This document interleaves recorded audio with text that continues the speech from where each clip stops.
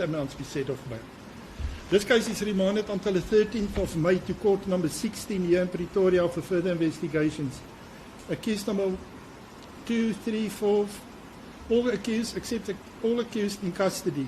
Accused number 2, 3, 4 and 7 bail to the amount of 80,000.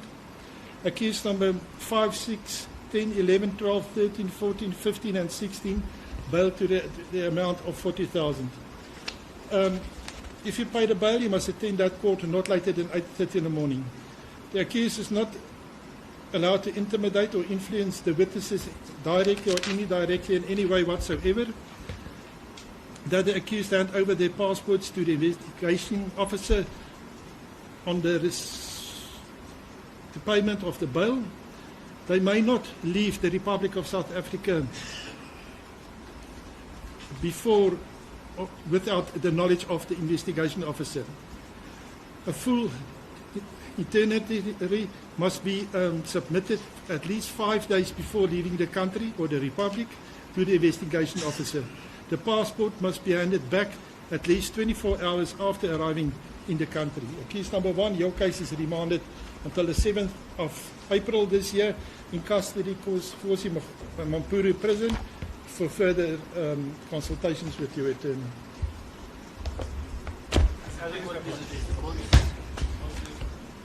Go to the chair.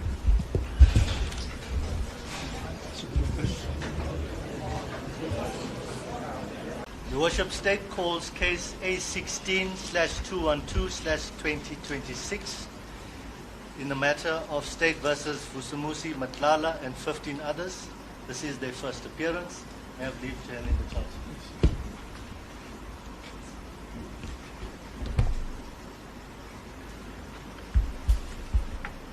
Your Worship, the appearances for today are as follows. The date being the 25th of March 2026. Presiding officer is Mr. Miller. Public prosecutor is Advocate S. Manilau, assisted by Advocate Creel. The interpreter is Mr. Mohale and Ms. Mashaba. Your Worship, I understand that there are no interpreters required for today's proceedings. Court clerk is Mr. Fries. On record for accused number 1 is Mr. Maluleke. For accused number 2 is Mr. Maluleke. For accused number 3 is Mr. Fobe. For accused number 4 is Mr. Maluleke. For accused number 5 is Mr. Matikela. For accused number 6 is Advocate Matobe.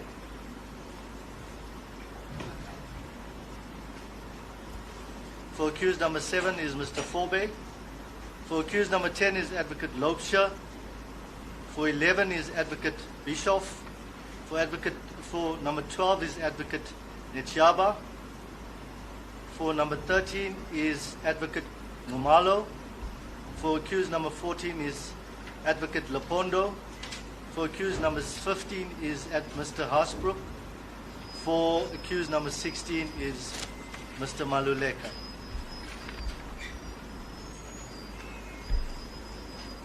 Your Worship, all accused are in custody and the matter is for bail, the issue of bail to be dealt with.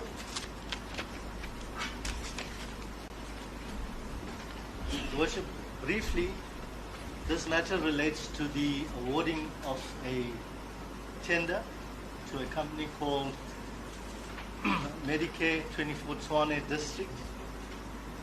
Accused number 1 and 2 are charged with fraud relating to this unlawful award of the tender, and the tender amount being 228 million.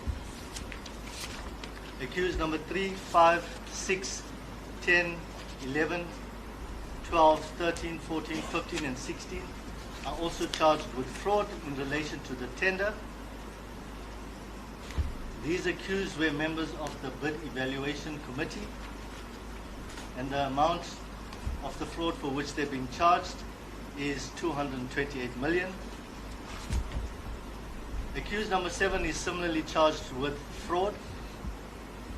He was not a member of the BEC at the time, but was appointed as the quality assurer to ensure that all the compliance by the bidders were met. The amount of the fraud is 228 million in relation to accused number 7.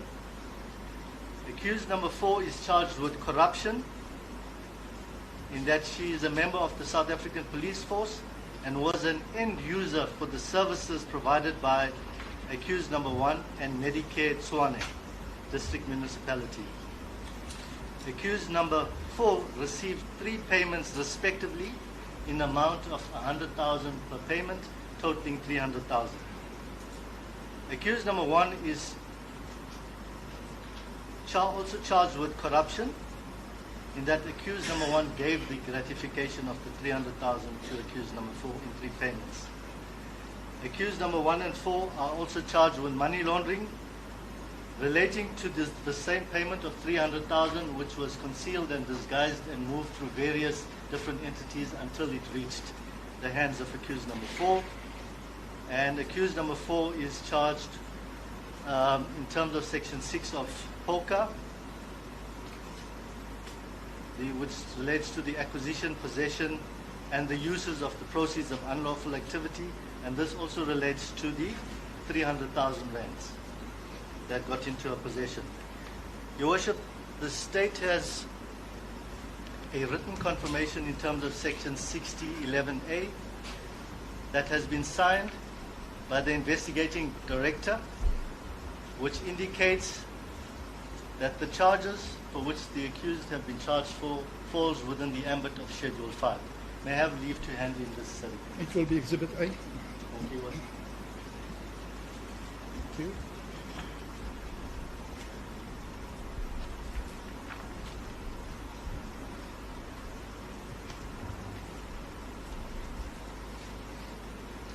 Your Worship, the state is opposed to the bail in respect of accused number 1, as he is currently in custody on another matter.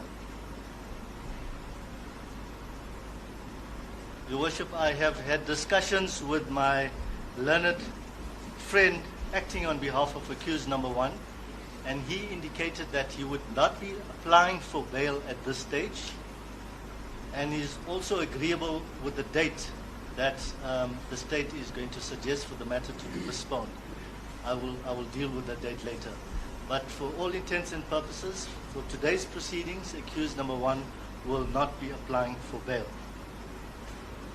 Your Worship, the state is not opposed to bail in respect of all of the other accused, and the state will, in that regard, place on record the bail affidavit of its investigating officer, which will deal with the issue of bail and the amounts, etc.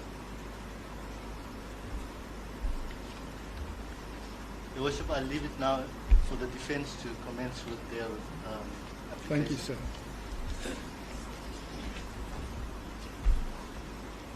Mr. Maluleke for accused number 2. Yes, God bless Your Worship. I actually appear for number 1, number 2, as well as accused number 4. Firstly, I will deal with the position with regard to accused number 1. I had discussions earlier on with my colleagues from the NPA with respect to the position of accused number 1. Firstly, being that he is currently detained at Kokstad and was only brought to Pretoria late yesterday. I received a call from the prison informing me that he was here, but it was extremely late, so I had not yet had an opportunity to consult him. I took instructions from him this morning. I communicated the position with the state, and there was some sort of an understanding that with respect to accused number 1, we request that the matter be adjourned to the 3rd of April. This is for purposes of consulting him as well as engaging the NPA on certain issues that will place on record. The 3rd of April? Yes, the 3rd of April. Is it not a public holiday?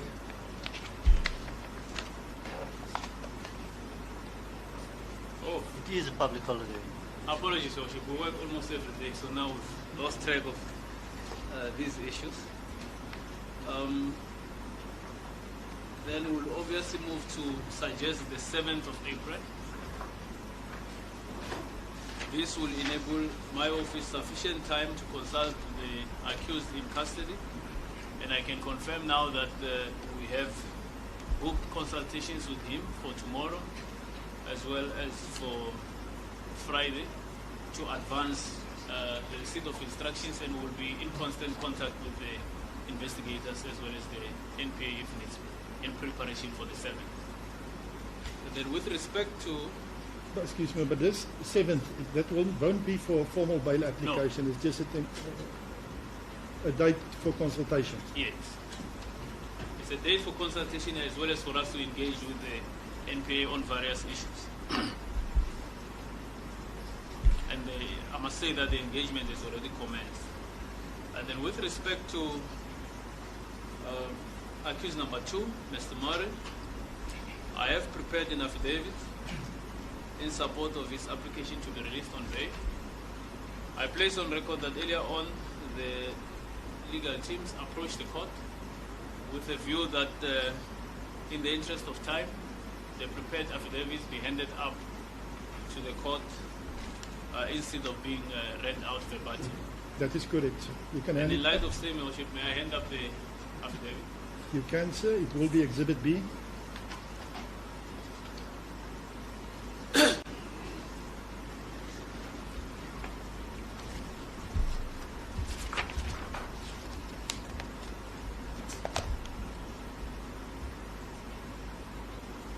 Mr. Murray, stand up, sir. Do you confirm your affidavit which has been handed in now by your lawyer?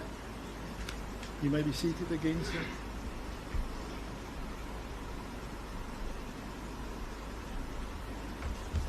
Your Worship, that will be accused number 2's application. Then I move to the application of accused number 4, Ms. Macheng.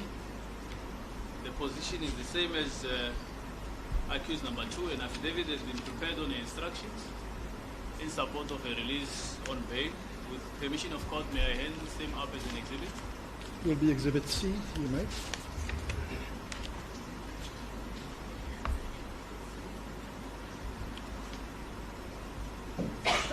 Mr. and Mrs. Majeng, do you confirm your bail affidavit now here, Exhibit C? You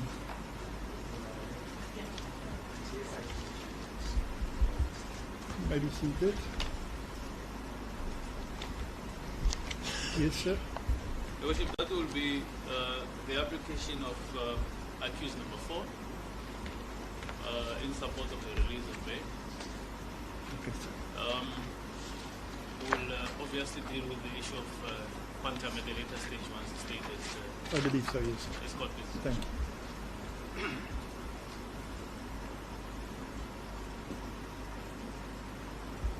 Mr. Forbay. Worship, as the court pleases, Worship, confirm that I appear on behalf of accused number 3, Mr. Brian Cartwright, in these proceedings, and also accused number 7, Mr. Tabiso Malika. I see my learned colleague proceeded with the application for accused number 4, Your Worship, as well. So I'm going to deal with both my accused, if that is in order with the court, Your Worship. Accused 3 and 7. 3 and 7, yes. Yes, sir. Your Worship, likewise, we have prepared an affidavit for the accused, accused number 3.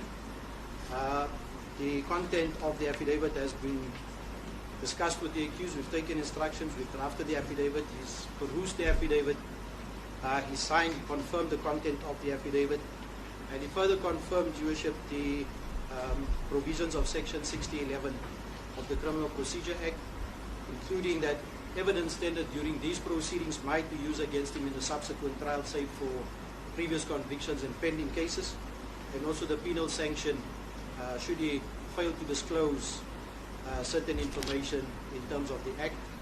The accused understands same, Your Worship. We beg leave to hand up the affidavit of accused number 3 in these proceedings as exhibit. Will be Exhibit D. Exhibit D, Your Worship. Mr. Cartwright, do you confirm your bail affidavit? You may be seated. Thank you, Your Worship. I proceed with accused number 7, Mr. Malika. Same applies, Your Worship. The provisions of the Criminal Procedure Act, Section 6011, has been explained to the accused. Also, the implications of the non-disclosure clause, etc. Your Worship, what I just wish to bring to the Honourable Court's attention, and my learned colleagues will address Your Worship also on that in the affidavit of the investigating officer, that unlike accused number 3, accused number 7 has got a pending matter for which is out on bail. Also relates to similar charges that the one is before Your Worship. Save for that, he does not have any previous convictions and there is no further pending matters against him. The investigating team is also the same team that's busy investigating the first matter, Your Worship. However, we submit with respect, Your Worship, it's not a question of the accused was out on bail when he committed this offence, Your Worship. I beg then leave to hand up the affidavit of accused number 7 as Exhibit E in this proceeding. Will be E, Exhibit E. That will be then the application for accused number 7. Vusimuzi Matlala, do you confirm your bail affidavit? You may be seated.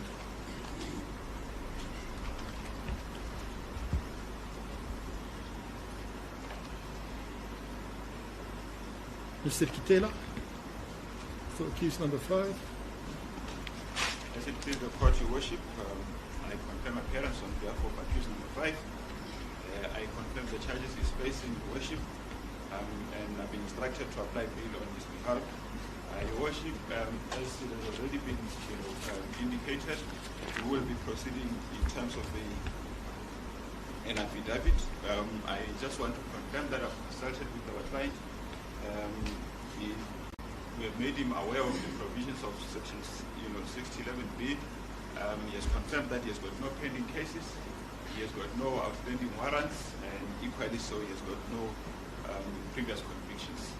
So he understands the consequences thereof of non-disclosure and all that they have all been discussed. And in that respect, Your Worship, Will be Exhibit F. Mr. Ngema, do you confirm your bail statement?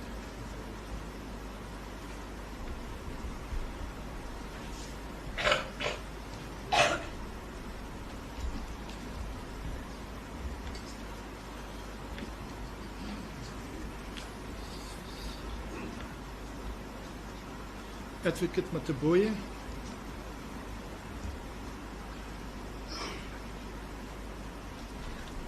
The court pleases Your Worship.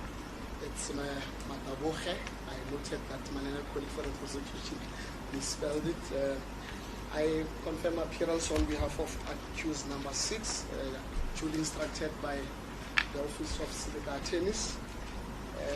We are instructed to proceed with the bail application in respect of Mr. Patrick Tshwane, accused number 6 in court. Similarly, I have consulted with him to my attorney and have indicated to him the importance of the provisions of Section 6011B of the Criminal Procedure Act. He has disclosed that he does not have any pending case, that he do have a previous conviction of reckless and negligent driving, which was more than 10 years ago and which has been expunged. He does have a certificate in this regard. He also indicates that he was at some point charged with culpable homicide, which to his understanding he was not convicted of. In support of his application, we've prepared an affidavit, which we request that it be accepted as an exhibit in support of his bail application. I give to hand same to this honorable. Will be Exhibit G. For the court pleases, I will then give my other colleagues 10 and only come back in dealing with others. Thank you. Mr. Ntengwe, do you confirm your bail statement? Thank you, sir. Advocate Loubser for accused number 10.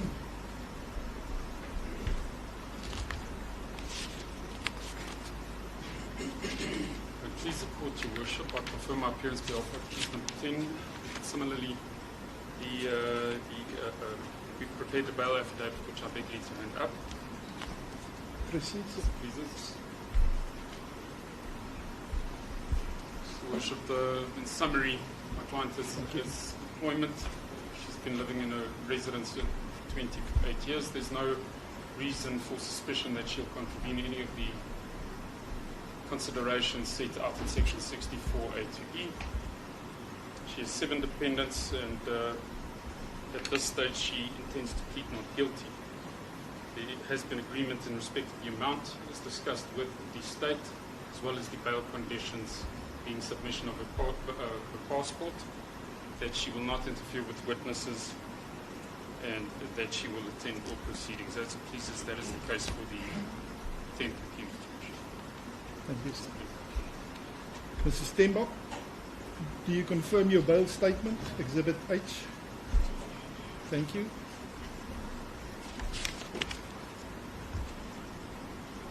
Advocate Bischoff, accused number 11. May I please support Your Worship, I confirm my appearance on behalf of the accused number 11. My instructions are from Guinness Breton from attorneys. The accused number 11 has similarly deposed to an affidavit this morning, Your Worship.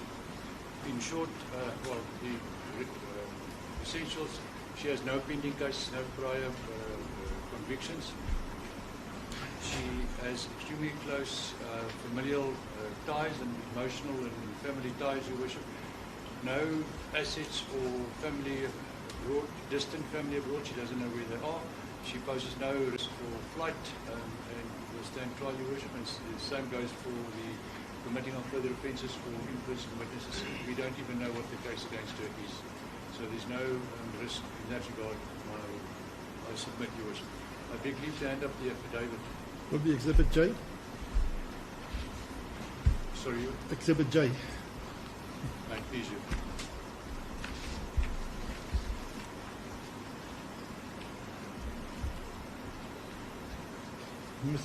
Ms. Jonker, do you confirm the statement, madam?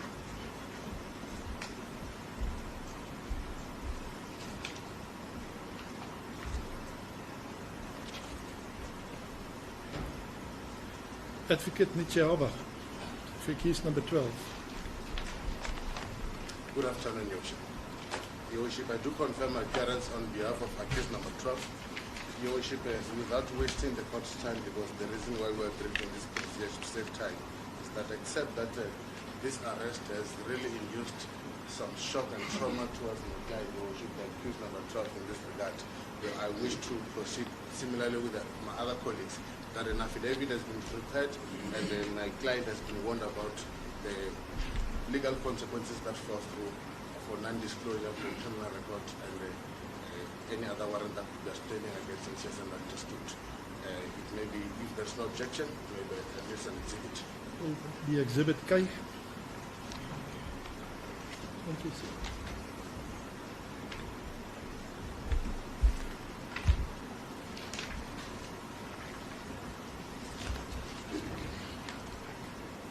Mrs. Lenono, do you confirm your bail affidavit? You may be seated. That's the application. Advocate Numalu.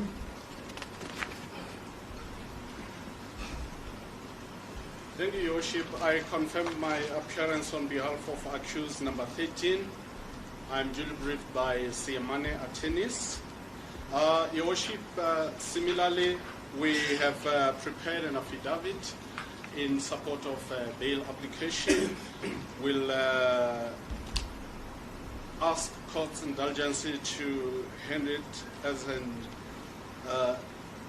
exhibit in support of bail application. Your Worship, we confirm that we consulted with our client and we made her aware of the consequences regarding the non-disclosure of any pending or previous convictions. However, we have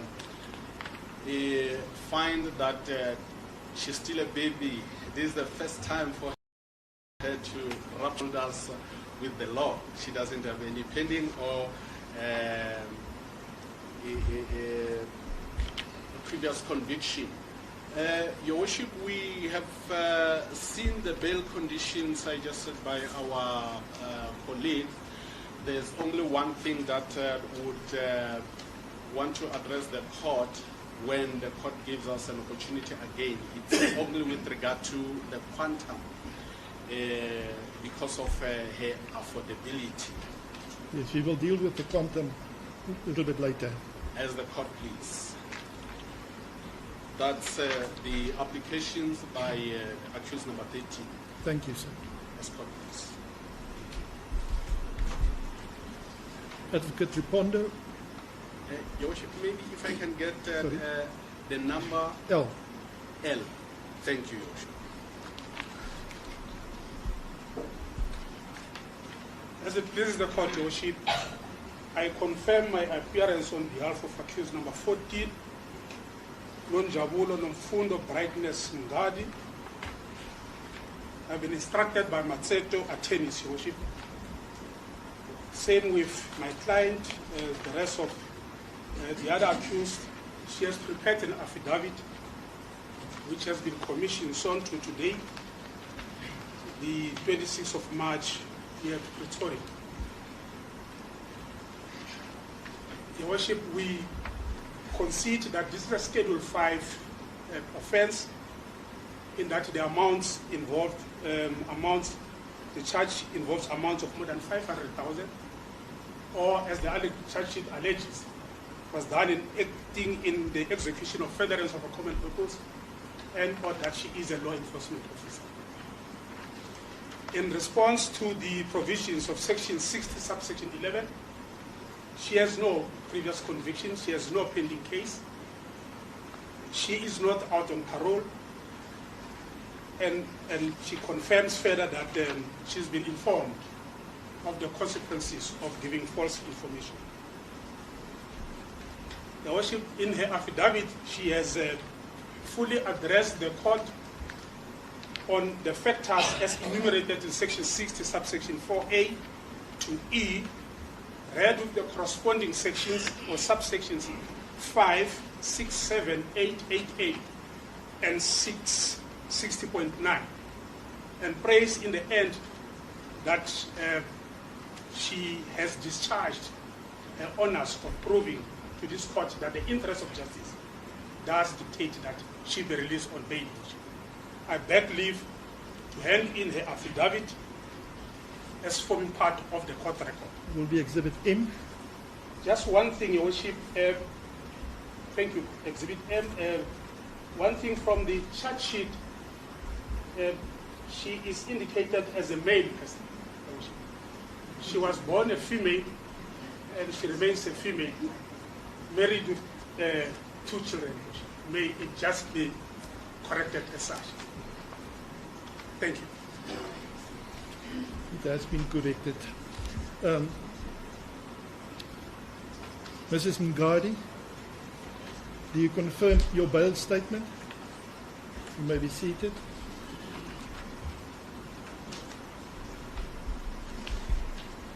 Mr. Asbrook, for accused number 15. Yes. Afternoon, Your Worship. I also confirm my appearance on behalf of accused 15 in this matter, Your Worship.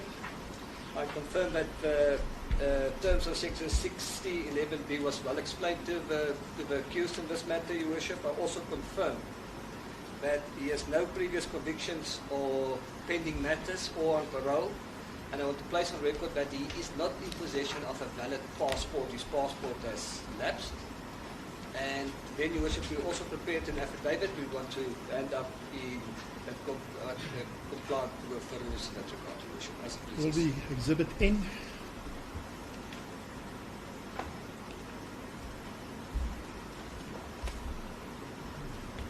Thank you, sir. Mr. Paulson, do you confirm your bail statement, sir? Yes, I do, Your Honor. You may be seated.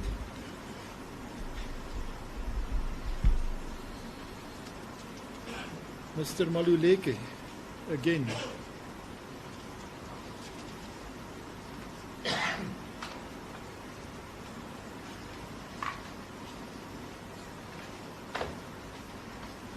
You're for the accused number 16, is that correct? Correct, Your Worship. Good morning, Your Worship. sir. I confirm my appearance on behalf of accused number 16, Mr. Netsengaye Johannes Munyai. Worship, I confirm that we have consulted with the accused and we have prepared the bail affidavit worship in support of his release on bail worship. We also worship, made it clear to him with regard to the consequences regarding section 611 worship. He confirmed that he does not have any previous conviction of pending cases or outstanding warrants, Your Worship. With your permission, Your Worship, may I submit the bail affidavit prepared? Or the exhibit O. As presented. Mr. Munyai, do you confirm your bail statement? Thank you, sir.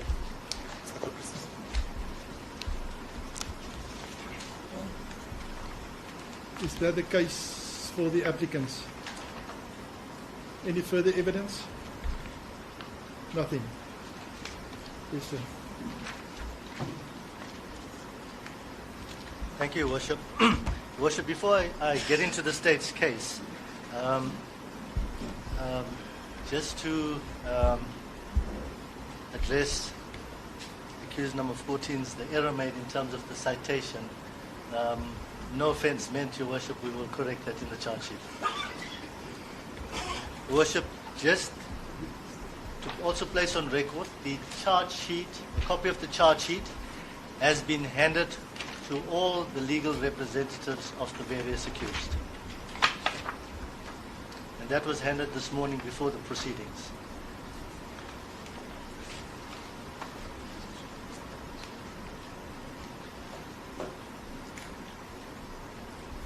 Your Worship, the state would like to be placed in possession of all the bail affidavits that have been submitted to the court. We have not been given a copy thereof. Yes, I will give it. I just want to As the court pleases. keep it here with me for a little while. Your Worship, just one other issue to clarify before we move into the state's case. Your Worship will notice on the charge sheet, the J15, the accused are numbered sequentially. However, accused number 8 and 9 are not reflected on the charge sheet. Yes. Your Worship, accused number 8 and 9 are actually corporate accused. That is Medicare 24 Tshwane District Pty Ltd. And accused number 9, Luxo Africa Pty Ltd. Worship, this morning the state is in the process of serving summons on accused number 1, who is the director of both these entities, and we will be adding those corporate accused on the next occasion when we appear in court. However, Your Worship, just for practical purposes, we did not change the charge sheet in terms of the numbering, as we numbered them sequentially from 1 to 16, and any changes in the numbers would have resulted in us revamping the entire charge sheet. So I just wanted to bring that to the court's attention. Understand, sir. Thank you, Worship. Your Worship, the state is in possession of the affidavit of the senior criminal investigator in this matter. The affidavit deposed by one Sunil Belochan. Worship, may I have leave to read his affidavit into the record? Proceed, sir.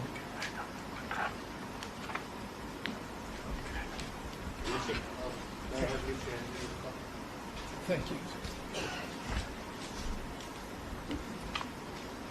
The affidavit reads, affidavit in support of bail application. I, the undersigned Sunil Belochan, do hereby make oath and state the following. I am employed by the National Prosecuting Authority of South Africa as a senior criminal investigator in the Investigating Directorate Against Corruption, known as IDAC. The facts deposed to herein are derived both from the affidavits obtained, documentation at my disposal, and from my personal knowledge, unless I state to the contrary or the context indicates otherwise. They are, to the best of my knowledge and belief, both true and correct. The investigating director, as head of IDAC, authorized an investigation into this matter. I am part of the team of officials attached to IDAC, who is designated in terms of Section 28(2) of the National Prosecuting Authority Act 32 of 1998 to investigate the matter as described in paragraph 7 and part A, Part B, Part C, and Part D below.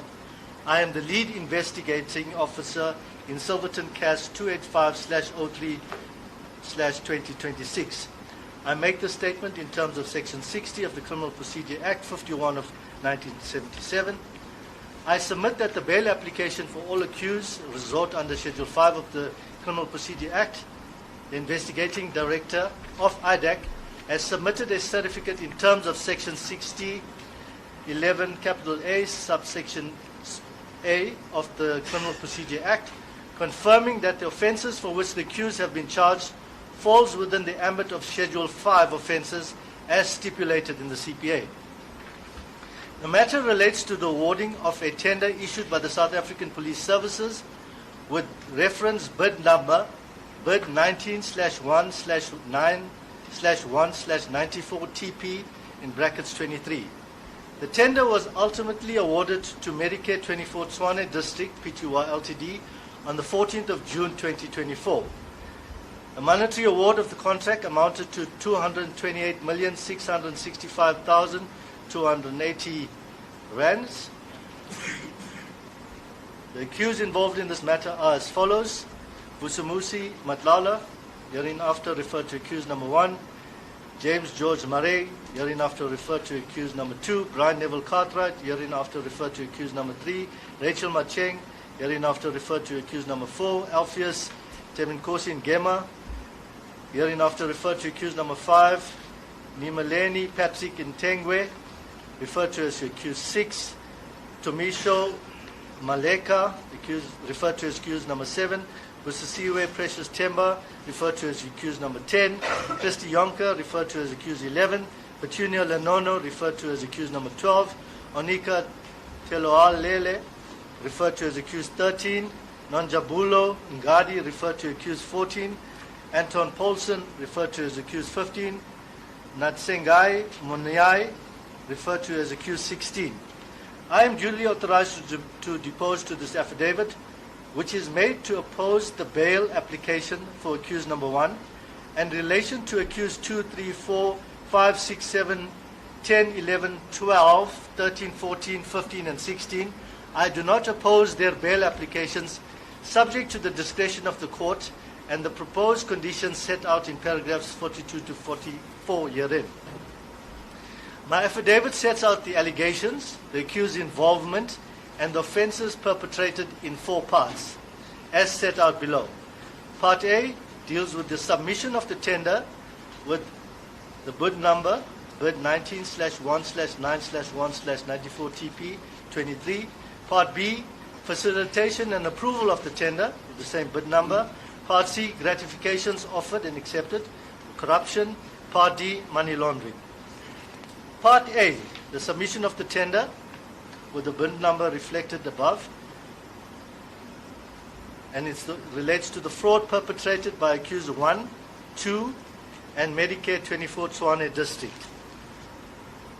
Paragraph 11. On the 31st of January 2024, the Division Supply Chain Management of the South African Police Services advertised a tender referenced 19/1/9/194 TP23. The closing date of the tender was 19th of February 2024. Medicare 24 Tshwane District, through the instrumentality of accused number 1, submitted a bid in response to the advertisement for the tender as referred to above. James George Murray and Brian Neville Cartwright, accused 3, assisted Medicare Tshwane District and accused number 1 at various stages of the preparations of the bid submitted by Medicare 24 Tshwane District through the instrumentality of accused number 1. In paragraph 3.5 of one of the standard bid documents, termed SBD forms, SBD 4, Medicare 24 Tshwane District, through the instrumentality of accused number 1, declared that, quotations, there has been no consultations, communications, agreements, or any arrangements made by the bidder with any official of the procuring institution in relation to this procurement process prior to and during the bidding process, except to provide clarification on the bid submitted where so required by the institution. And the bidder was not involved in the drafting of the specification in terms of the reference of this bid. Close quotations. Paragraph 15. The declaration by Medicare 24 Tshwane District through the instrumentality of accused 1 and 2 were false in that accused number 1 had consultations, communications, agreements and arrangements with accused number 3 prior to and during the bidding process in respect of the tender as referenced above. Accused number 1, 2, 3 and Medicare 24 Tshwane District failed to disclose the material facts that they had consulted about the bid submitted by Medicare 24 Tshwane District through the instrumentality of accused number 1. On 13 February 2024, accused number 1 completed and signed bid documents on behalf of Medicare 24 Tshwane District in his capacity as the sole director and the shareholder of Medicare 24 Tshwane District. The said bid documents were then submitted to the Supply Chain Management. Amongst the several misrepresentations made relating to the capacity of Medicare 24 Tshwane District to perform in terms of the advertised tender were the following. 1. Misrepresented in the SBD1 form that his business address was 103 North Rand Road, Bardeen, Boksburg, Gauteng 1459. 2. Misrepresented his business addresses in 8 provinces by providing false addresses. 3. Misrepresented that it had a computerized system that was compatible with the Saps system of Saps. 4. Misrepresented that it had the required medical infrastructure in the 9 provinces of the Republic of South Africa. 5. Misrepresented that it had personnel as required in the bid specifications. The tender was awarded to Medicare 24 Tshwane District based on the misrepresentations which caused actual prejudice in the amount of 50,310,590 rands, 0.68 cents to the South African Police, the National Treasury and the public at large. Part B, facilitation and approval of the tender. This is the fraud perpetrated by the BEC members accused 3, 5, 6, 7, 10, 11, 12, 13, 14, 15 and 16. Paragraph 19. Brian Neville Cartwright, accused 3, who was the subsection commander of tactical equipment of the division, supply chain management of the Saps, was appointed to serve as the facilitator of the bid evaluation committee that evaluated the bids advertised. Paragraph 20. At the time when accused 3 was appointed as a facilitator of the BEC, accused number 3 was well acquainted and knew accused number 1 and Medicare 24 Tshwane District and should have declined the appointment as facilitator due to the conflict of interest. 21. Accused 3 in addition was involved in the compiling the daily minutes of the BEC and the BEC submissions to the bid adjudication committee. 22. The other members appointed to BEC including accused 3 were 1. Alpheus Ngema, a brigadier in the South African Police Force. 2. Nemeleni Ntengwe, a brigadier in the South African Police Force.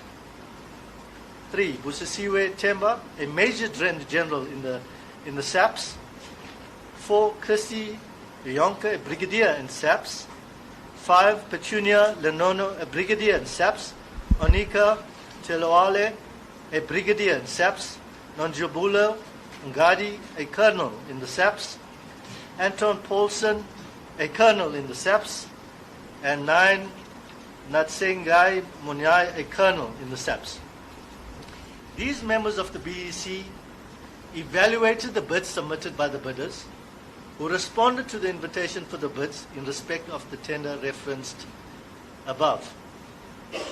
Paragraph 24. On the 2nd of April 2024, the members of the BEC conducted a due diligence on supposed to be Medicare Tshwane District. Reference to suspect, Your Worship, is from the fact that we had not changed the corporate or charged the corporate accused yet.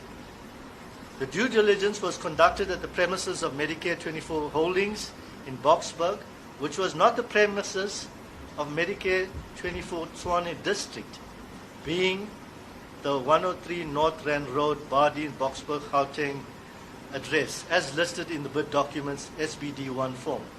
Accused 2 was present and attended the due diligence at Medicare 24 Holdings premises. 25. A due diligence report dated 12th of April 2024 was compiled by all the members of the BEC who conducted the due diligence. Several misrepresentations were made by the members of the BEC who conducted the due diligence on Medicare 24 Tshwane District as follows. 1.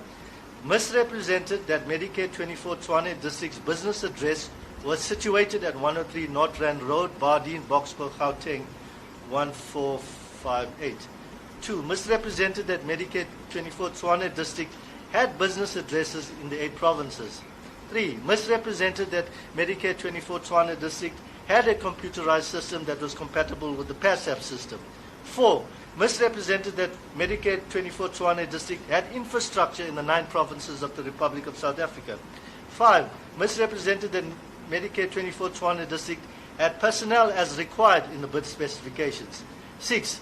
Misrepresented that Medicare 24 Tshwane District had mobile units in all 9 provinces and complied with the specifications of the tender reference above. Paragraph 26. Based on the misrepresentations by the BEC, Medicare 24 Tshwane District should have been disqualified. 27. Accused number 7 was a senior procurement officer responsible for conducting thorough screening of the BEC submission and attachments thereto to ensure its truthfulness, accuracy, and correctness before signing off and recommending that the BEC bundle containing its recommendations should proceed to be placed before the BEC. 28. Accused 7 had a duty to ensure that BEC bundle was sent back to the BEC, and accused 7 should have raised several queries which have resulted in Medicare 24 Tshwane District being disqualified and the BEC bundle was not placed before the BAC. 29. On 14 June 2024, the BAC considered the resubmission dated 22nd of May 2024 and took a decision to appoint Medicare Tshwane to provide the said services at a total amount of 228,665,280 rands. 30. After the award of the contract, Saps paid in an amount of 50,310,590 rands, 0.68 to Medicare Tshwane, resulting in actual prejudice suffered by Saps. Part C. Gratifications offered and accepted. This relates to count 3 and 8. Corruption perpetrated by accused number 1, 4, 8, and 9. Paragraph 31. Vusimuzi Matlala, accused 1, was a director of Medicare Tshwane District and Luxo Africa Brand Investments.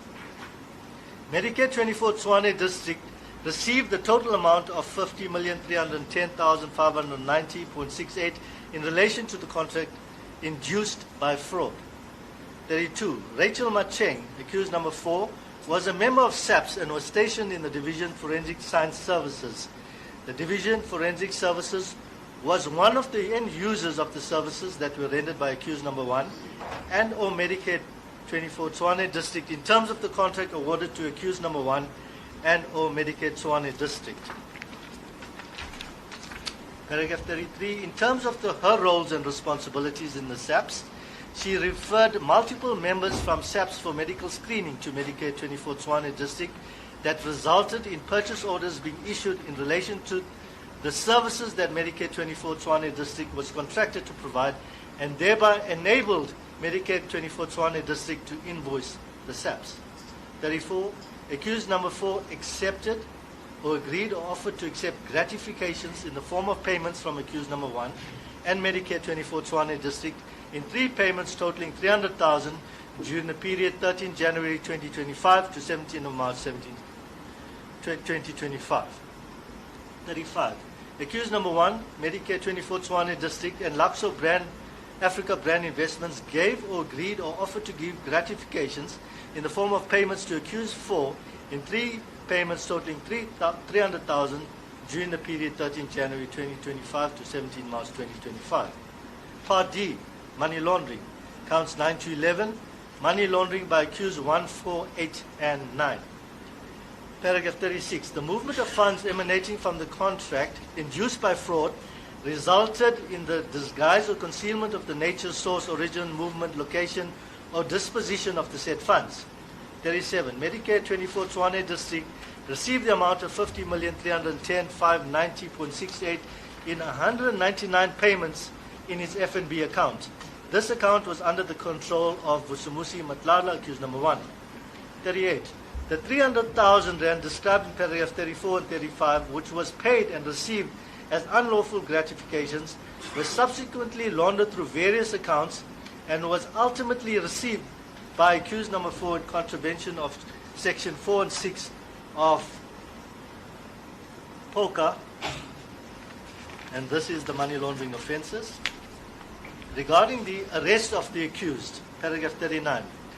On the 24th of March 2026, IDAC investigators, including myself, executed an operation which resulted in accused 1, 2, 3, 4, 5, 6, 7, 10, 11, 12, 13, 14, 15, and 16 being arrested on authorized warrants of arrest, processed at the Silverton police station and detained accordingly until their appearance before this honorable court. 40. All accused residential addresses have been verified and is confirmed that the addresses are correct. 41. I profile each of the accused and state as follows. Accused number 1. I confirm that he has a pending case of conspiracy to commit murder. The accused was denied bail on that matter. Accused 2. I confirm that there are no previous convictions or pending warrants. Accused 3. I confirm that there are no previous convictions or pending warrants. Accused 4. I confirm that there are no previous convictions or pending warrants. Accused 5. I confirm that there are no previous convictions or pending warrants. Accused 6. I confirm that accused 6 has a previous conviction of culpable homicide in 2018. Naboom Spade, CAS 174/09/2016. Accused 7. I confirm that accused 7 has a pending matter of procurement fraud, Silverton CAS 360/10/2022. The accused is released on bail. Accused 10. I confirm that there are no previous convictions or pending warrants. 11. I confirm that there are no previous convictions or pending warrants. Accused 12. I confirm that there are no previous convictions or pending warrants. Accused 13. I confirm that there are no previous convictions or pending warrants. 14. I confirm that there are no previous convictions or pending warrants. 15. I confirm that there are no previous convictions or pending warrants. 16. I confirm that there are no previous convictions or pending warrants. Paragraph 42. I agree to bail being granted to accused number 2 to 16, subject to the following strict conditions and the court's discretion. Paragraph 42.1. That the accused attend each court appearance. 42.2. That the accused do not intimidate or influence any witnesses directly or indirectly. 42.3. That the accused hand over their passports to the investigating officer on the release of bail. And 42.4. That they do not leave the Republic of South Africa without an application to this court. With regard to the bail amounts, the following submitted to the court. An amount of 80,000 be set for accused number 2, 3, 4, and 7. 43.2. An amount of 40,000 be set for accused 5, 6, 10, 11, 12, 14, 15, and 16. Paragraph 44. I submit that the amount of bail suggested will address the following to safeguard their attendance and ensure that they do not interfere and intimidate witnesses, such as to bullet 1, endanger the safety of the public or any particular person. Bullet 2, attempt to evade his or her trial. Bullet 4, attempt to influence or intimidate witnesses or conceal or destroy evidence. And last bullet, undermine or jeopardize the objectives of the proper functioning of the criminal justice system, including the bail system. Paragraph 45. I respectfully submit that the interests of justice permit the release of the accused on bail. Regarding accused 1 was requisitioned from custody and is currently appearing in another matter, a conspiracy to murder, in which he was not released on bail. 47. I respectfully submit that if accused number 1 wishes to apply for bail, I will depose to an affidavit to oppose the release of bail. 48. I respectfully submit that the interest of justice does not permit the release of accused 1 on bail. Signed at Pretoria on this 25th day of March 2026. The affidavit was signed and commissioned, signed by Sunil Belichan and commissioned on the 25th of March 2026 by the Commissioner of Oaths, name and surname Brian Padiachi, who is also a senior investigator. Your Worship, may this affidavit be marked as Exhibit P. P.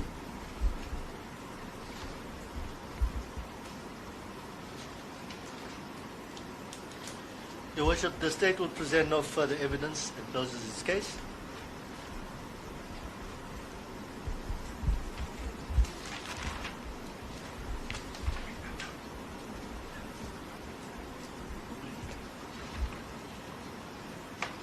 We will deal with the quantum later on, is that correct?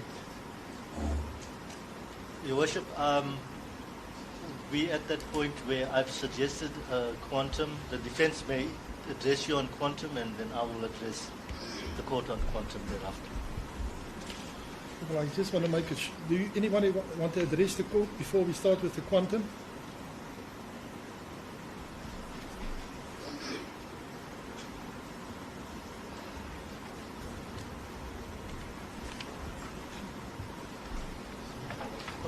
Worship. It's on behalf of accused number 6. It's important that we correct something at this stage of the proceedings. When I addressed the Honorable Court earlier, in our address email for the application for bail, I indicated and coming from the affidavit of accused number 6. He has a previous conviction of reckless and negligent driving. He believes that he was charged with culpable homicide as well at the later stage, but he believes that he was never convicted for this charge. He was never sentenced. Now, from the affidavit of the investigating officer, it appears that the only previous conviction that they are able to pick up is that of culpable homicide and not the one of reckless and negligent driving. But nevertheless, we are stating this in order to make the Honorable Court aware that clearly there's confusion in as far as the previous conviction of culpable homicide. With regards to the one of reckless and negligent driving, he voluntarily and indicated that it was expunged, it's more than 10 years ago, it was expunged, and that he does have a certificate in this instance, in this regard.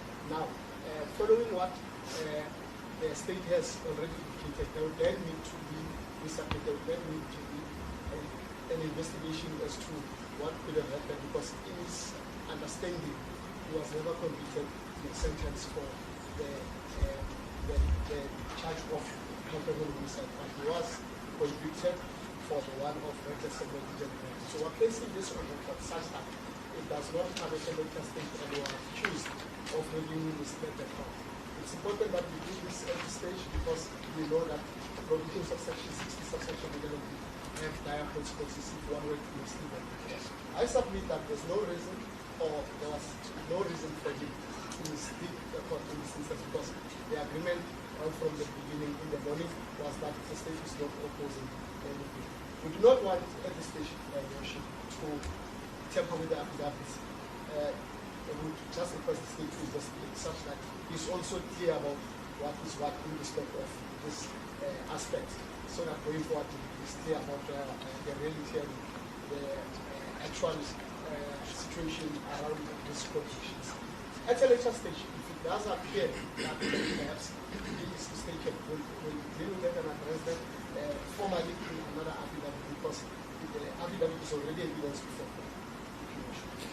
Advocate Manila, any address with regards to that? Your Worship, I do have the record for me, so we put that information forward based on the record. However, Your Worship, I do not wish to make any issue of taking issue no with issue that. on the bail. No, not at all, Your Worship. Any other address by any other legal representative? Nothing. Yeah, after the court is judgment, in short, after the court has listened to the evidence here and the statements by the accused here, the court finds then that the reasons which were put forward to this court is sufficient, that it is in the interest of justice that accused number 2 to 16 can be released on bail, except accused number 8 or 9, which is not represented at this stage or before this court. Therefore, we can start with the quantum with regards to the accused.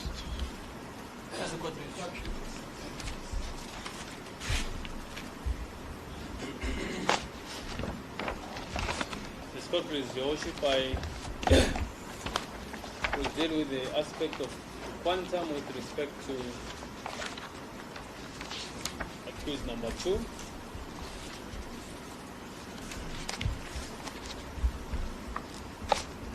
Your Worship, without repeating what appears on the affidavit of accused number 2, it's common cause that accused number 2 has been aware of this matter for some time. He has visited the office of the NPA. The records will confirm same. He has had meetings in the past with the investigating officers on this matter. And therefore, it is quite clear that with that knowledge, he still remained and he was arrested and he appeared in court for this matter. On that basis alone, one will obviously have to consider the case of State versus Atchison, which clearly state that bail should not be treated as some sort of a form of anticipatory punishment. And we say this for the following reason. The proposed amount of 80,000 itself will suggest some sort of punishment and defeats the purpose. The ultimate purpose of bail monies is merely to secure the attendance of an accused person in court on the next court appearance. That's the only purpose. Now, notwithstanding the seriousness of this matter, if we look at the totality of facts and the conduct of accused number 2 after he became aware of this matter, the fact that he previously even contacted the NPA to verify if there was a warrant of his arrest, and these issues are dealt with properly in his affidavit, and I'm avoiding to repeat it verbatim. He still remained. In any event, he's here today. It was so easy for the state to find him. When the IO contacted him during his arrest, he even provided them with his location and waited at that particular place until they reached him. And for that reason, Your Worship, we suggest that 80,000 is quite high. The amount that the accused can afford at this moment in time is 10,000 rand. He will attend to this case. He will be present, so he says, on the next appearance, as he has demonstrated for a period of over 6 months. After becoming aware of this matter, he remained. In fact, it's actually 9 months. He remained. He cooperated at all material times when he was required. He availed himself. And that is all that we can say with regard to accused number 2. And then with regard to accused number 4, Ms. Macheng is an employee of the SAPS. The SAPS knows where she resides. It is common cause that she's in suspension currently, and it's within reach to the SAPS at any point in time as and when they require attendance, anywhere that they may so require, including the potential hearing that obviously will be scheduled to deal with the suspension issues.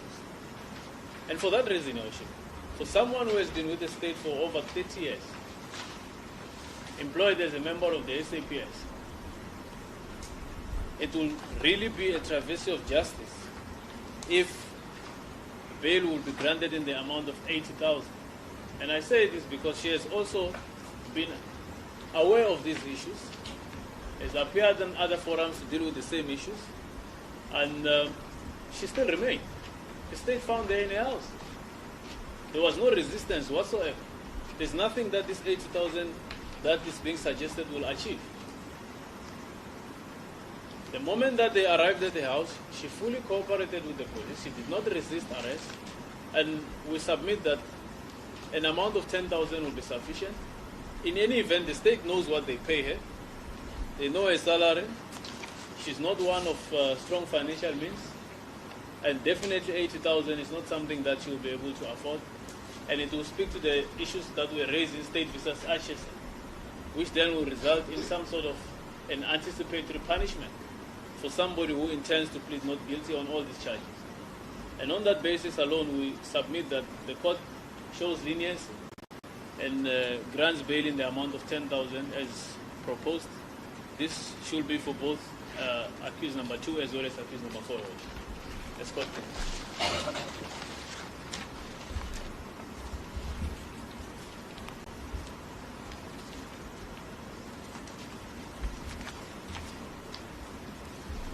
Mr. Fulby. Bishop, likewise, I hold instructions on behalf of both accused number 3 and number 7 to address the issue of quantum with the court, Your Worship. Bishop, before we proceed to address Your Worship fully on the issue of quantum, we just want to place on record that both accused 3 and 7 reserve their rights to at a later stage and probably during trial deal with the allegations as set out in the affidavit for the state. So we're not going to at this stage respond to those allegations. Safe to say that both accused denies the allegations in total. And both the accused will plead not guilty. Your Worship, the personal circumstances of both the accused has been set out in the respective affidavits, which to a large extent remains unchallenged. It's actual common cause that both accused 3 and accused number 7 are gainfully employed by the South African Police Services and situated at the SCM division. Accused number 3, Worship, holds the rank of a captain. It's my instructions, Your Worship, that his financial means are considerably less than that of the rank of a brigadier or colonel. And it's my instructions at this stage, Your Worship, that he earns a net salary of about 22,000 rand per month. The address has been confirmed, Your Worship. We are mindful of the fact that the charges leveled against the accused are serious. However, Your Worship, that is in no way an incentive for the accused not to stand his trial. The state's attitude, in as far as both the accused are concerned, it's quite evident that they do not deem them as flight risks. And that is one of the most important factors that the court should look at this stage when considering what an appropriate quantum would be in the circumstances, not shying away from the seriousness of the charges leveled against them. Now, Your Worship, this matter with respect has been in the public domain for quite a considerable amount of time. Both the accused, and more specifically accused number 3, has learned about this investigation quite some time ago, even in fact last year. Accused number 7 likewise was contacted last year in October by the investigating officer concerning this matter. Accused number 3 was at a point also informed by the employer of investigations concerning this matter. At no stage, Your Worship, with respect, did any of the accused either not attend or not honor any commitments in this regard. They complied with all the investigations and all directives issued by the employer, and they played open card, Your Worship. Your Worship, with respect, accused number 7, although he holds the rank of a colonel, he earns a salary of about 72,000 gross after deductions, more or less 50,000 rand a month. He's also a family man. His address has been known. On the previous matter, Your Worship, with respect, similar to this, it's also been investigated by the same team, also by the IRAC. And on that matter, the accused was called. He handed himself over and reported to Silverton Police Station, was charged, brought before this court, and was released on bail in the amount of 20,000. He has complied with all bail conditions. He has been religiously attending court. That is accused number? Accused number 7. 7. Your Worship, it is my instructions from both the accused. Accused number 3 can afford an amount of 10,000 rand, which we submit would be reasonable in the circumstances, taking into account the totality of the factors placed before Your Worship. And accused number 7 indicated that he can afford an amount of 20,000 rand in lieu of bail. Your Worship, unless there's anything specific the court would want me to address, Your Worship, on that would be the submissions on behalf of 3 and 7.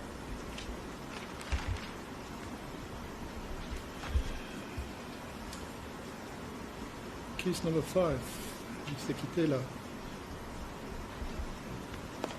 As it please the court, Your Worship. Your Worship, we, on behalf of accused number 5, our argument is that perhaps we should just highlight the personal circumstances of the accused in this matter, Your Worship. The accused is a married man, is a pensioner. He has recently retired from the service since some time last year.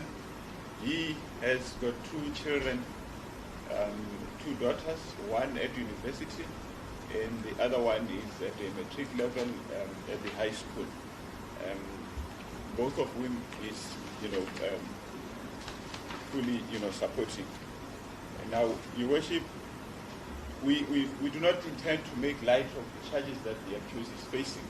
We appreciate the seriousness thereof, and but we just want to highlight, Your Worship, that he is being charged with corruption. He's also being charged with fraud.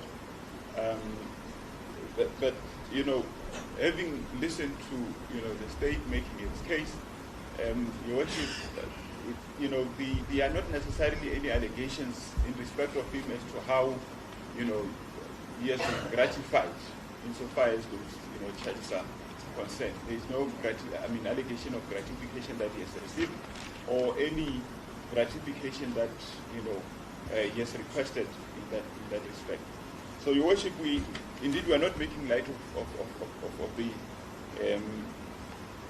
the charges, but we submit, Your Worship, that if you take into consideration the personal circumstances, he's not necessarily able to afford a bail in the amount of 40,000 rand. So we propose that perhaps 10,000 rand would be a fair amount. He's able to I've spoken, I've consulted with the family, I've consulted with him. They are in a position to post a bail of 10,000 rand. That would be affordable. Your Worship, I do not wish to belabor the argument or the point that the objective of bail really is just to secure the attendance of the accused person at trial. He is eager to stand trial. He is very eager to clear his name. He is maintaining that he's innocent of the charges that is that have been leveled against him. So in that context, Your Worship, we submit that he should be afforded a bail amount of 10,000 rand, because there's really no point in him being afforded, given granted a bail of 40,000 rand that he ultimately is not going to be able to to afford. As it is the court, Your Worship, that is our submission so far as the quantum is concerned. For accused number 6.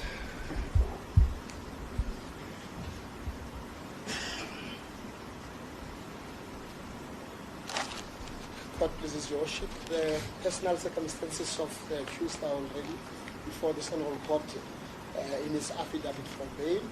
I will not agitate everything, but safe to simply state that he's married. He has got 6 children, 4 of which are still minors because they are still below the age of 16 and going down. The seriousness of the case can never be overstated. However, it's clear that he's charged because he's part of the BEC, the Evaluation Committee.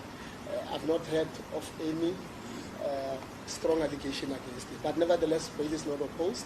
But we submit that, as one of my colleagues has already quoted, a case of state versus Hutchinson, that should never be used as some form of anticipatory punishment. Similarly, the amount set, we submit the legal principles are already set that the amount to be bailed for fixed for bail should never be tantamount to a refusal for bail. Under the circumstances of the accused person in court, yes, indeed is a police brigadier. However, he has indicated that his financials are in dire, more so because even some of those 2 of his children who are now majors still from time to time ask for assistance financially from him. And he, in his bail affidavit, has indicated that he can afford an amount of 1,000 rands. But nevertheless, his union, which is also responsible for the payment of his legal fees in SAPO, has committed to try and see if they can meet him halfway to an amount of 10,000 rands. There's a huge gap, 10,000 rands. There's a huge gap between 10 and 40. And we submit that 40 may be somewhat steep, but that 10 should be fair and reasonable under circumstances, because clearly the state conceding to bail, it's a clear indication that it's not a flight risk, and therefore he meets that purpose that is for the granting of bail. Thank you, Worship. I do not intend to flood this record with a lot of submissions. Thank you.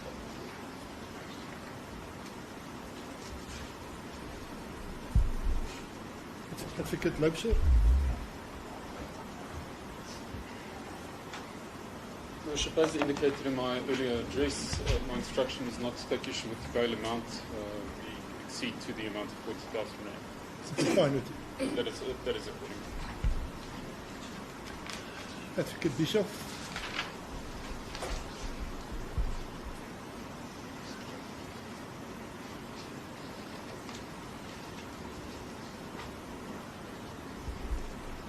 Please support, Your Worship.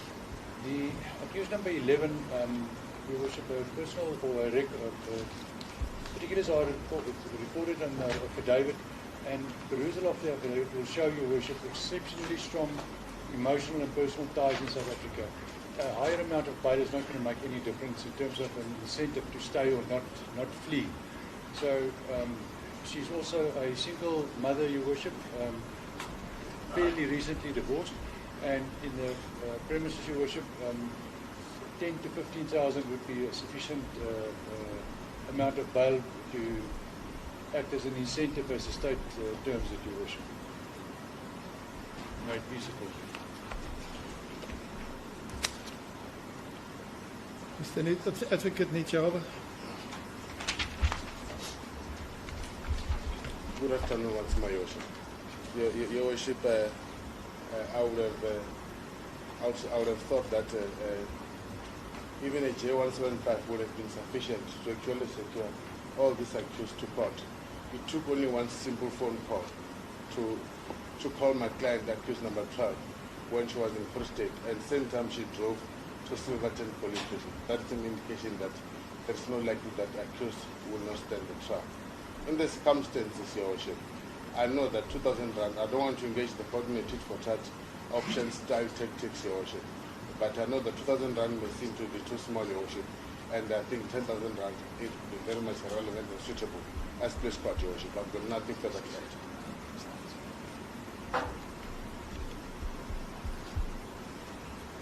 Advocate Malu.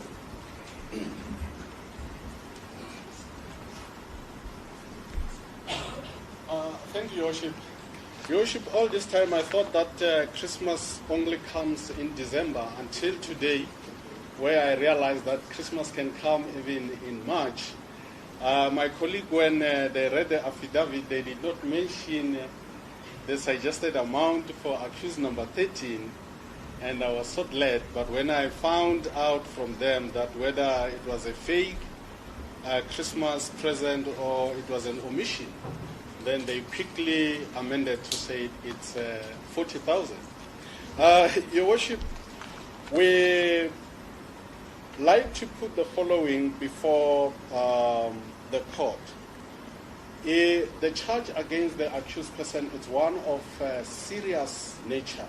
However, the case of the state, it's so weak against the accused number 13, because I listened carefully when the affidavit by the investigating officer was read.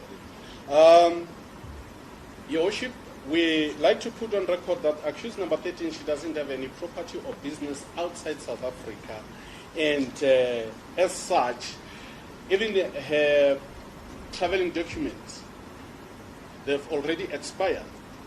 So there is nothing that suggests that she can evade the trial because she only knows South Africa, she only knows to live in South Africa, and that's where her roots are.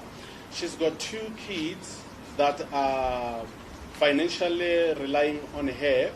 The husband is unemployed. She's got a salary of a net for it's 45,000 rand, which her household expenses combined, it amounts to 44,000 rand, which if we were to invoke NCA, National Credit Act, we would say she's over indebted. Now, if Your Worship, we were to go by the suggestion of 40,000 rand, it means we are saying go do any means, including committing crime, to get money for you to pay bail. We are submitting before Your Worship that an amount of 10,000 rand will be able to be raised by her together with some extended families. I know that the question would be, we have to look at what she earns and the amount involved for the offense alleged against her. Yes, we are not saying this is a petty charge against her. No, we are looking at what is it that she can afford now. Yes, she's earning a net of 45,000 rand, but the question is, what can she afford? And without me repeating myself like a broken CD, we are suggesting and humbly requesting the court not to indirectly deny her bail by fixing an amount that she won't be able to raise. And she will be in a position to be able to raise an amount of 10,000 rand. And as such, we request the court to fix a bail amount of 10,000 rand, which will be coupled with all the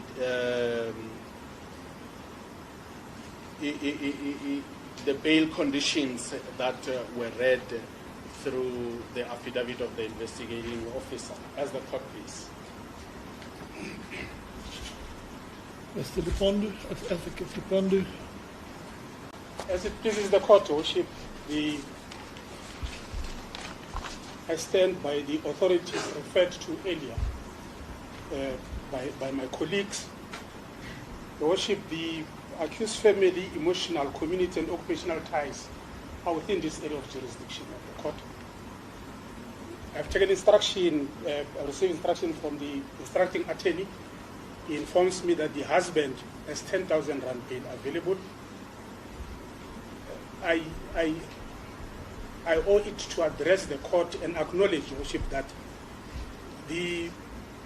whilst acknowledging the seriousness and prevalence of the crime of fraud in general, the peculiarity of this fraud is that the Criminal Act is found in her failure to conduct due diligence, as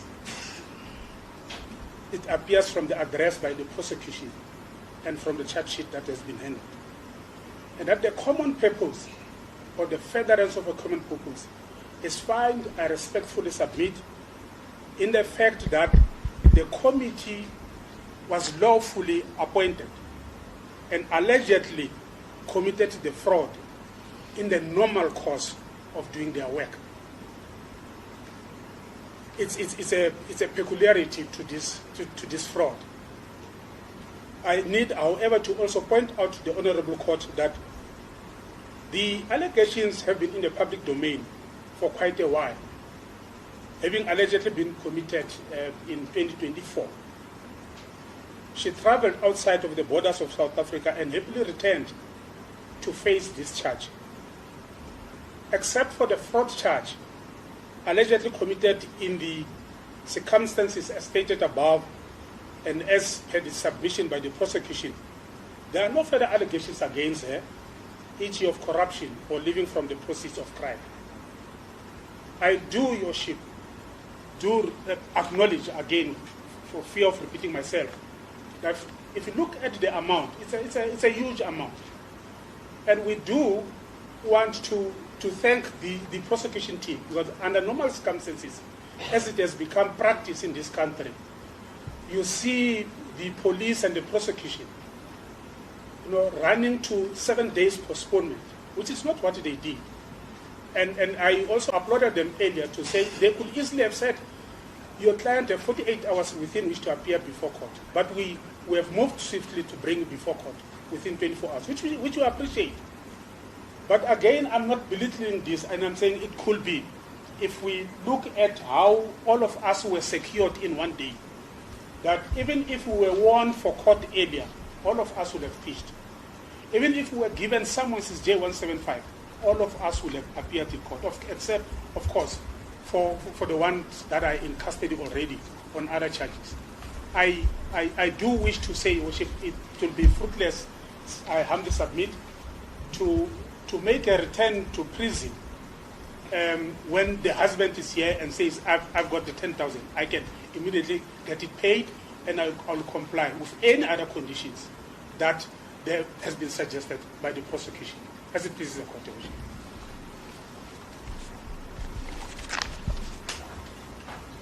Mr. Hospital. As it pleases Your Worship. Your Worship, as indicated in my bail application also, the accused in this matter, in this instance, is a pensioner. He retired already in May 2024 with a monthly income of 50,000 rand a month. So, and he's got an heart condition with children still at university. So, although I said to my learned colleague that in the amount of 40,000, that at the means of accused, he can only afford 10 to 20,000 at the maximum.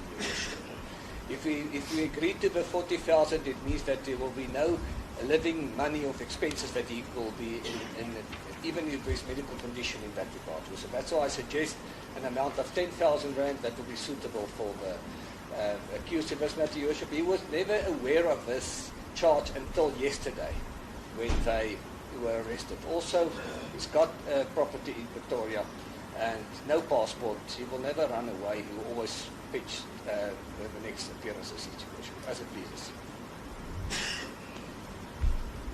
Thank you. Mr. Maluleke.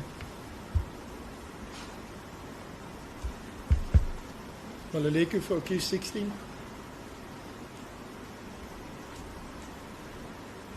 Yes, Worship.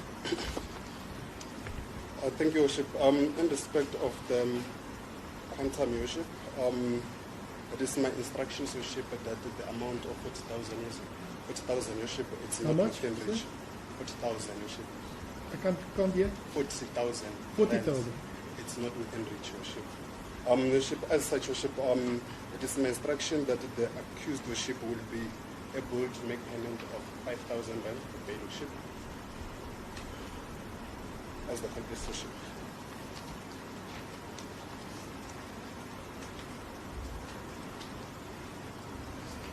With regards to bail conditions, any of the defense object to that? No. No issue.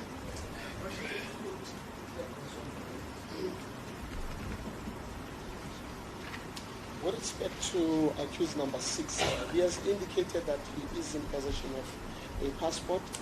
His wife originates from Zimbabwe, and in cases of an emergency, he might need to use his passport.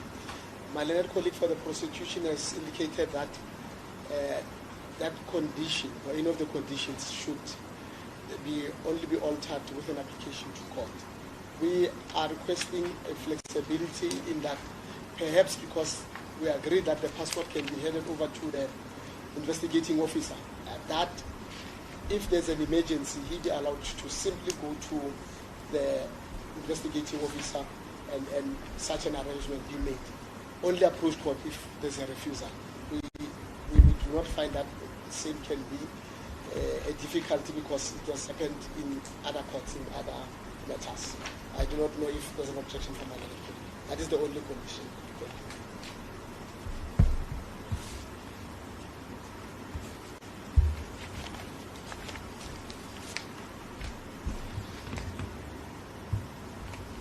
Yes, Advocate Manila.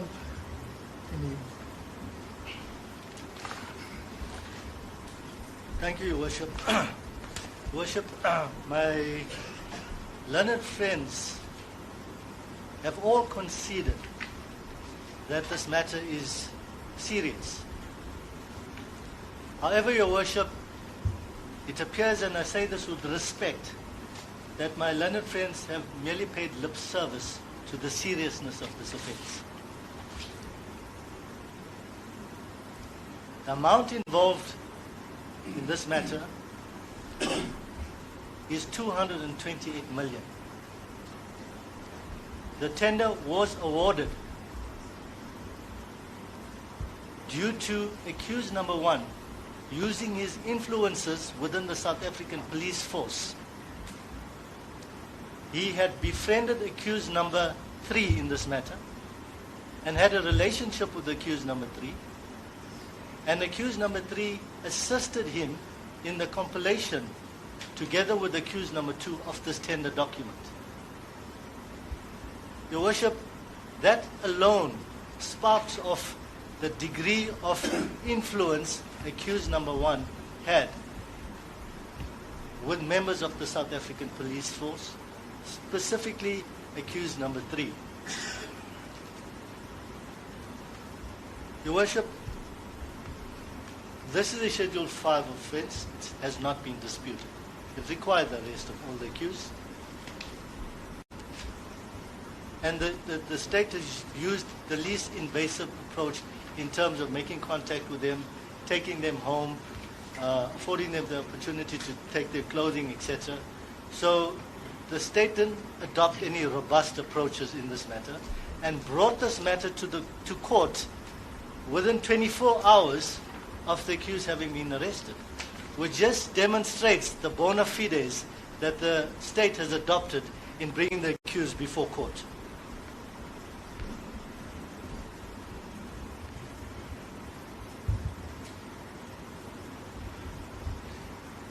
Your Worship, my learned friend for accused number 3 and 7 alluded to the fact that this matter has been brought before the public by way of the Matlala Commission and the Parliamentary Committee Against Corruption. So, Your Worship, this matter of Medicare 24 Tshwane having been awarded this tender in this large amount, the public has been made aware of this. And there is a huge outcry from the public that members of the South African police force, who are meant to be their protectors, are involved in such criminality.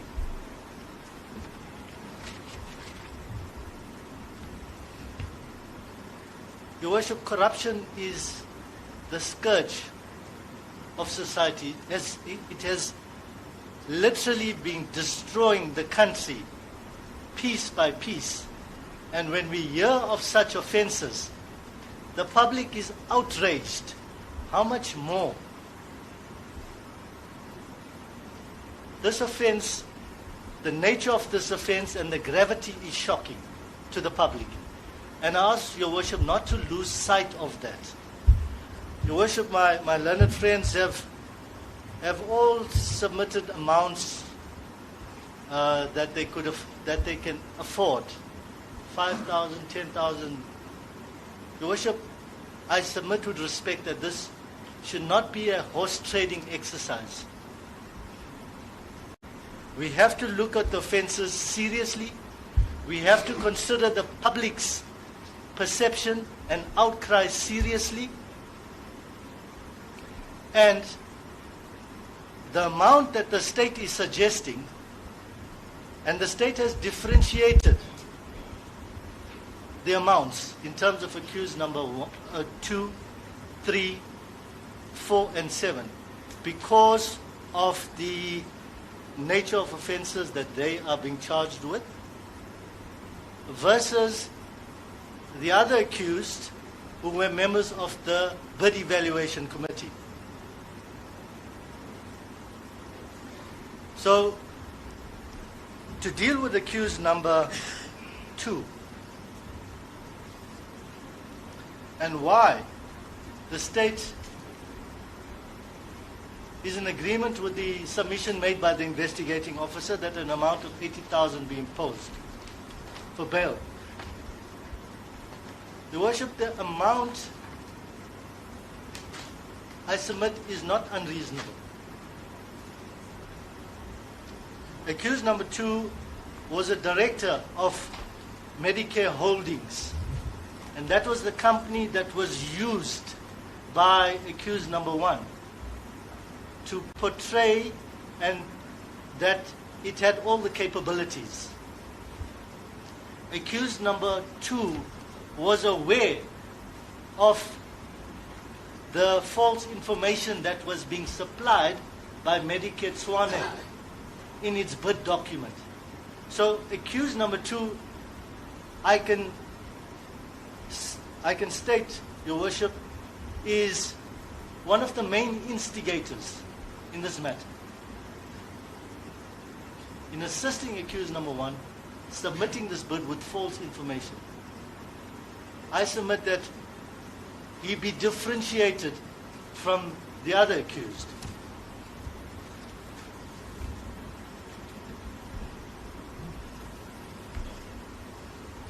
The amount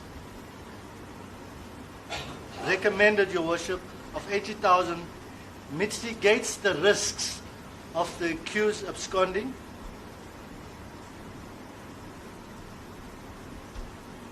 and securing his presence in court.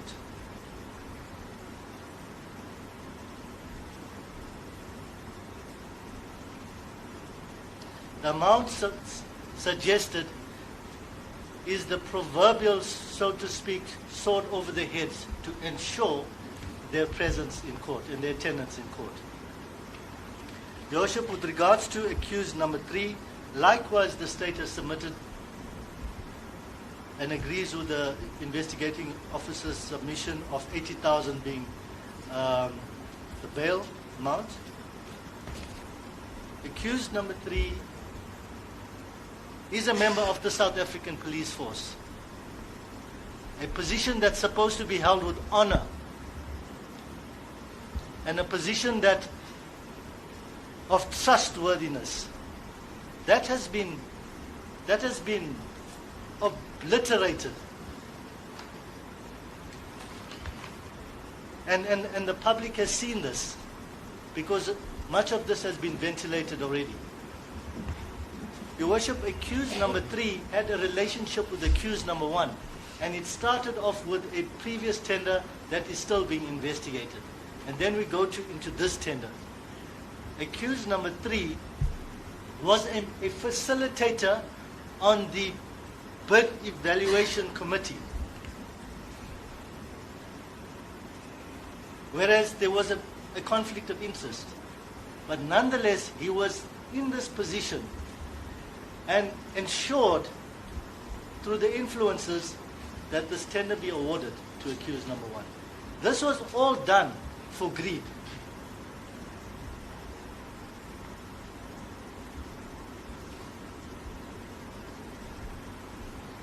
I therefore submit, Your Worship, that accused number 3 is also one of the main instigators in this matter. And therefore, the amount is differentiated from the BEC members. Accused number 4, Your Worship, it has also been submitted that bail be imposed in the amount of 80,000. Accused number 4 is a colonel in the South African Police Force, a highly respected position. Your Worship, accused number 4 has, in terms of all of the accused, has got the most number of counts and charges against her. She's got 9 counts against her, versus the BEC members who have 4 counts against them, who have one count of fraud against them. The 9 counts against accused number 4 is the corruption charges, and the corruption charges relates to 3 amounts of 100,000 rands on separate occasions being transferred through a scheme, a series of concealment and disguisement until it reached her hands. Then she has money laundering charges against her. I submit the charges against her. The 9 counts are more serious than the members of the BEC. And accused number 9 also has, number 4, I beg your pardon, also has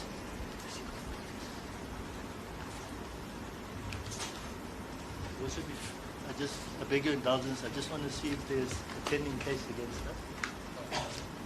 There is a pending case against accused number 4. I beg your pardon, Your Worship, you just got the numbers wrong.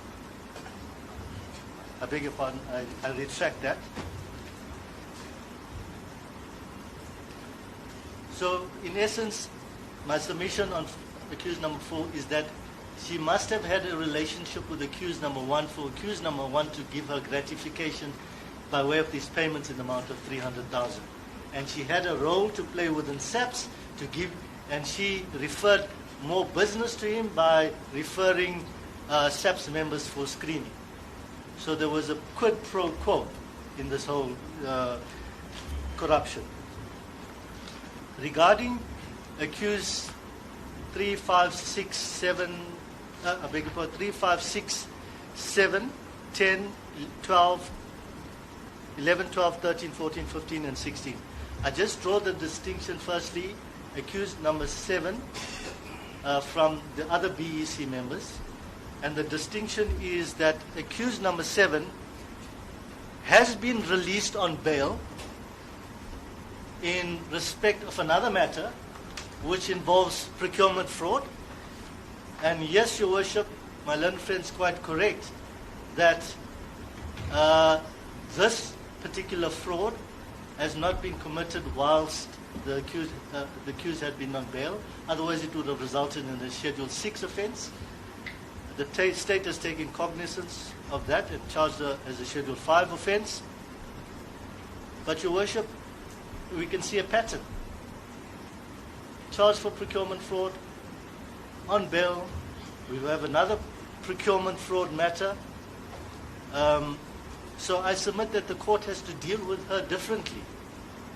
And the submission by my learned friend that an amount of 10,000, is it, be imposed, I believe is an unreasonable amount, Your Worship. I therefore stick to the submission made by the state that an amount of 80,000 be imposed for accused number 7. With regard to all of the other members who form part of the bid evaluation committee, Your Worship, one has to look at their ranks in the police force. We have the majority of them being brigadiers in the South African police force, with 1 major general and 2 colonels. Your Worship, they ought to be the upper guardians. They are considered by members of the public as the upper guardians, and yet they themselves are being involved in such a serious crime. They are high-ranking police officials, Your Worship, and they assisted in facilitating the approval of this tender. So you have a number of them acting in common purpose to allow this tender to be approved. And getting back to the due diligence, they had to ensure that the bidder complied with the general conditions of bid and the special conditions of bid. The special conditions of bid required that the bidder has got the infrastructure and has got a national footprint. These BEC members went and were subjected to a presentation without doing a proper due diligence. And therefore they allowed this the bid to move to the next phase, to the bid adjudication committee. Your Worship, they could have put a stop to this, but the process continued. And that's how the bidder was awarded this tender in amount of 228 million. Your Worship, in essence, I'm saying I submit that the public is looking towards restoration in the criminal justice system, and I submit that this honourable court must have due consideration for the seriousness of the offence, weigh it up in its balance against the accused's personal circumstances, and to submit and to consider imposing bail which would ensure that the accused will not risk intimidating witnesses and influencing witnesses given their profile. We have members from the South African Police Force who have the means, ability, the know-how, and so an amount of bail, a stringent amount, would help prevent and protect those witnesses, because if there's any wind of any witness being intimidated or influenced, the state can bring an application to have the bail cancelled. Your Worship, just my last few points before I close. My learned friend for accused number 13 sought to think that Christmas is coming early in March. Your Worship, I submit that my learned friend must stop thinking about Christmas too early and to focus on reading the charge sheet, because that will enable him to understand that the charge is not weak against his client. So first and foremost, forget about Christmas, read the charge sheet and wait for disclosure of the evidence.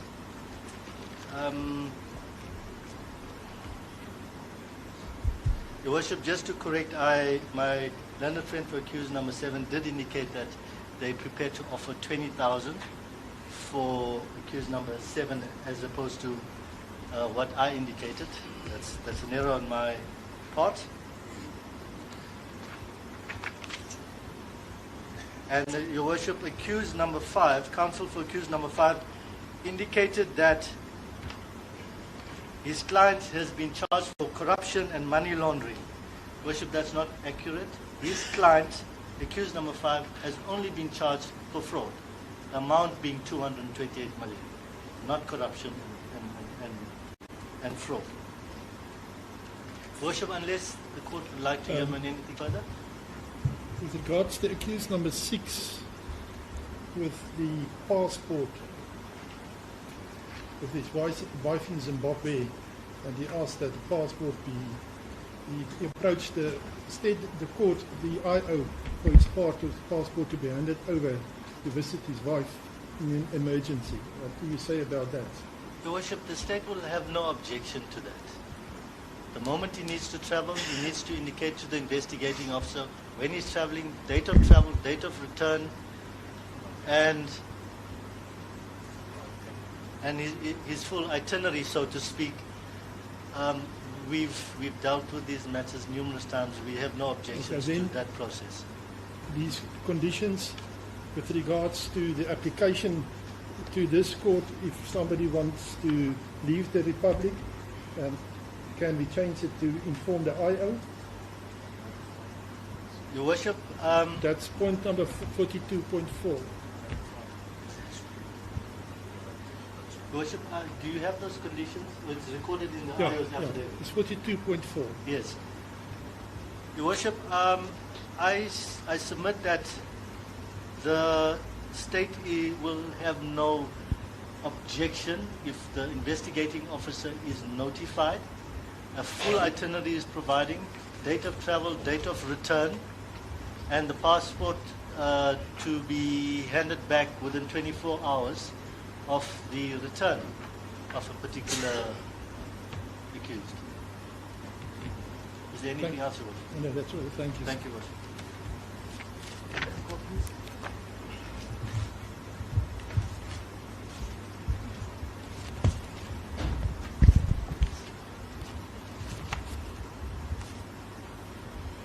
The court will just adjourn till 2:15. All right, Saramile.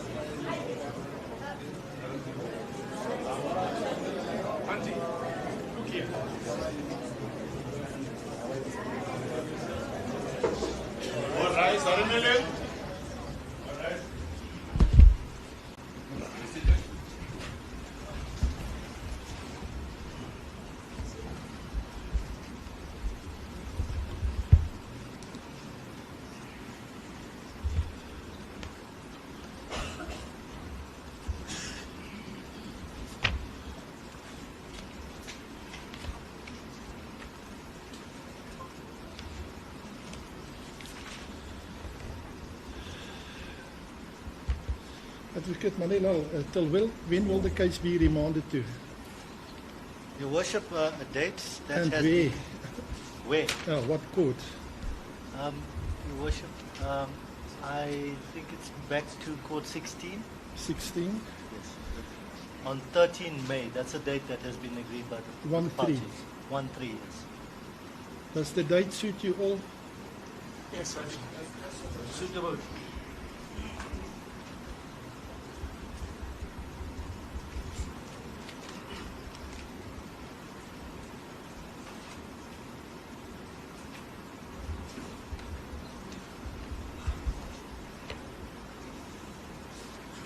And then accused number 1. As far as I understand, it was the 7th of April. Worship, the date, the 7th of April, was not meant for him to come to court, as I understood it. It's for the council representing him and the state to have a meeting, but for him to be remanded to the 13th of May with the others. Also the 13th. 13th of May, yes.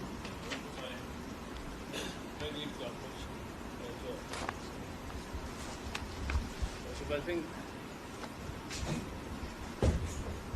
think there's a bit of a misunderstanding with my colleague. The 7th is for him to return to court.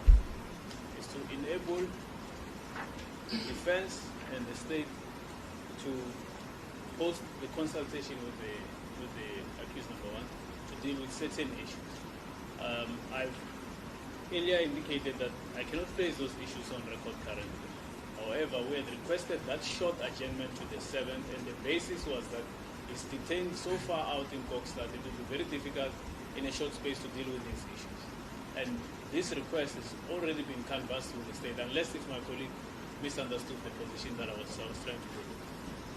I have no objection to the 7th for accused number 1. And Also court 16 then. Court 16, yes.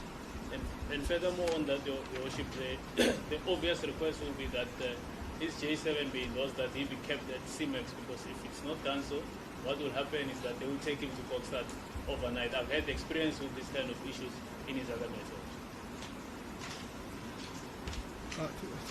Sir, can it be done? Your Worship, if the court endorses the J7 to read Kosi Mampuru, it can be done.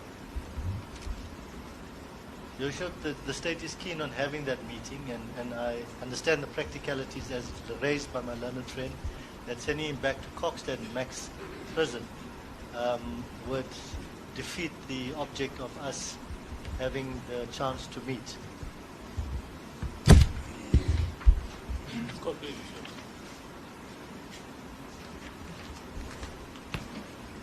Just a very short judgment with regards to the amount of bail.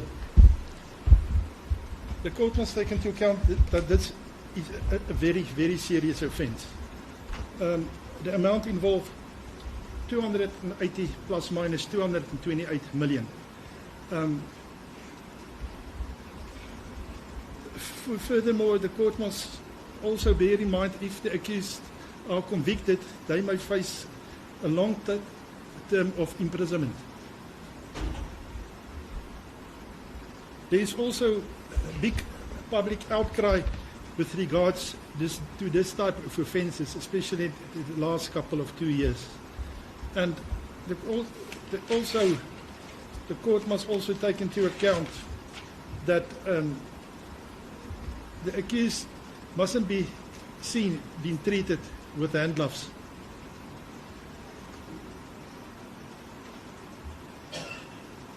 It is also apparent, and it is quite clear, like all the attorneys have said, that this is not a sentence. Bail proceedings and the amount of bail is most definitely not a sentence. The accused must return to the court.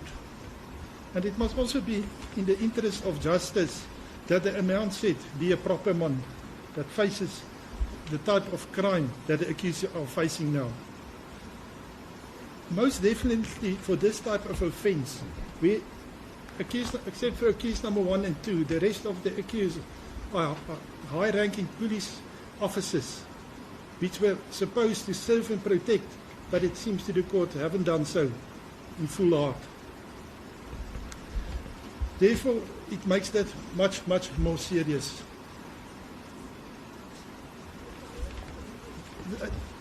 The court was actually quite surprised by the reasonableness of the state that suggested bail to them of 80,000 and 40,000 rand. The court was thinking that the suggestion would have been very higher than that which were put before this court. And the court is not going to alter that. The court is going to stay with the amount suggested by the prosecution, because the other amounts of 5 and 2,000, 10,000 and 20,000 is most definitely not in the interest of justice. That amount be set off bail. This case is remanded until the 13th of May to court number 16 here in Pretoria for further investigations. Accused number 2, 3, 4, all accused except all accused in custody. Accused number 2, 3, 4 and 7 bail to the amount of 80,000. Accused number 5, 6, 10, 11, 12, 13, 14, 15 and 16 bail to the amount of 40,000. If you pay the bail, you must attend that court not later than 8:30 in the morning. The accused is not allowed to intimidate or influence the witnesses directly or indirectly in any way whatsoever. That the accused hand over their passports to the investigation officer on the payment of the bail. They may not leave the Republic of South Africa without the knowledge of the investigation officer. A full itinerary must be submitted at least 5 days before leaving the country or the Republic to the investigation officer. The passport must be handed back at least 24 hours after arriving in the country. Accused number 1, your case is remanded until the 7th of April this year in custody Vusimuzi prison for further consultations with your attorney.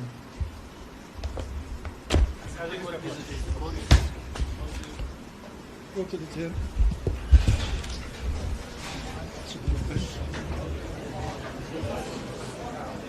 Your Worship, State calls case A16/212/2026 in the matter of State versus Vusimuzi Matlala and 15 others. This is their first appearance. I have leave to hand in the charge.